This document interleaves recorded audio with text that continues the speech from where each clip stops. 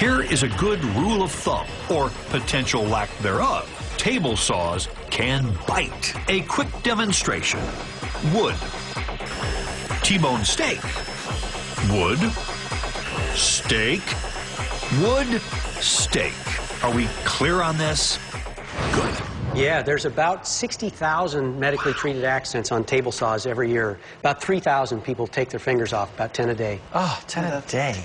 Steve Gass, a lifelong woodworker, is trying to bring that number 10 down to 0. He has developed a system that stops the blade of a saw if it comes in contact with your finger. He calls it Saw Stop. The system can tell the difference between your finger and the wood. So when you're cutting wood, if you accidentally run your hand into the blade, it'll stop it so quickly that you just get a little nick instead of maybe taking some fingers off. The blade has a sensor that detects electrical conductivity. A piece of wood is not very conductive, so the saw goes right through it. A salty, wet finger is conductive. Well, it's a lot like a touch lamp. There's a small electrical signal on there, conducts that signal into my body, and my body absorbs some of the signal, and that triggers the system. Okay. It'll detect that in less than 1,000th of a second. Okay. Any volunteers? I trust you. Hey, over there in the fridge. Yeah, you. Yes. That's right. We're going to use a salty, wet, conductive, all-beef Frank. And so I'll hold it just like it was my thumb. You gotta be kidding me. Let's see it.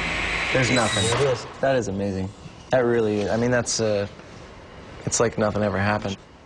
The blade is rotating at about 5,000 RPM. It's forced to stop in 1/1000th of a second. It saves a finger, but mangles the machine.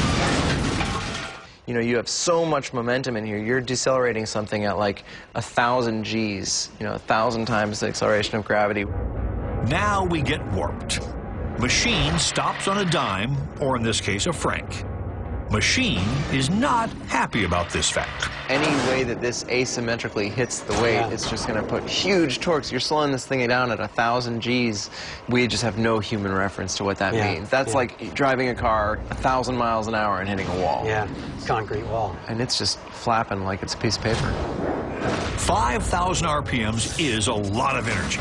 The energy has to go somewhere when it stops, so it's transferred to the saw stop module, which acts like the crumple zone in a car. The module and saw blade are now officially trashed. But hey, at a cost of about $60, better to pay that than with a finger.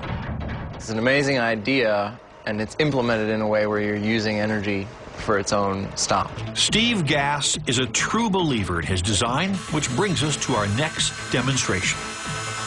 Steve is going to put his own finger into the table saw blade. How are you feeling about this? Well, a little nervous. Yes, you knew we had to go for it. I don't much like doing it, but it is such a unique opportunity. Let's do it. There's not going to be a take two here. Having everything set right is crucial. As if you need a reminder, this is with saw stop. This is without. Without. That mask Steve is about to put on isn't a protection from spurting blood. It's to protect his eyes from the bright lights needed by our high-speed cameras. Yeah, you want to try putting your finger in there and just tell us how But you are never going to try this at home, right? Yep. Right? Finally. Lights, camera, conductivity.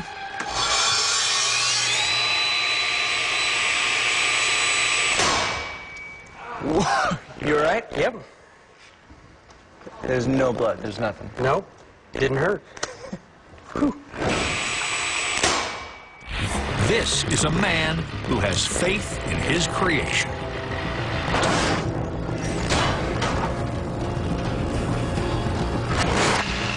Now we bet you've never seen this before, a finger being shoved into a table saw. At least, we hope you aren't one of those unlucky 10. We know the machine stopped, and we know nobody got hurt, but we gotta say it. Ouch! It felt a little like a, I don't know, a buzz or a tickle almost. You're talking about your finger in a table saw, and you're talking about a buzz and a tickle. We've done a lot of bizarre things in our lab, but somehow this demonstration of a man's faith in technology is one of the coolest. That was unbelievable thing to do, and you've proven your point.